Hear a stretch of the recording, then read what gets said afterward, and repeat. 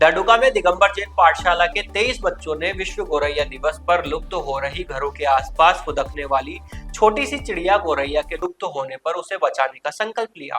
पाठशाला प्रेरक अजीत कोठिया के निर्देशन में बच्चों ने गौरैया दिवस पर गौरैया को बचाने, घोंसले बनाने और उनके पेयजल प्रबंधन तथा दाना रखने सकोरे बांध कर राहत देने का संकल्प लिया। कोठिया ने बताया कि बच्चों को महावीर इंटरनेशनल गढ़ी प्रतापपुर के माध्यम से 7 अप्रैल को सकोरे वितरित कर गौरैया संरक्षण का संदेश दिया जाएगा। इस अवसर पर भगवान महावीर के जन्म कल्याणक पर्व की पूर्व संध्या पर बच्चों द्वारा झूला सजाने, प्रभात फेरी में हिस्सा लेने, पुरु रवा नाटिका मंचन, नृत्य 16 स्वप्न तथा एकल एवं युगल वर्ग में नृत्य का आयोजन करना तय किया गया।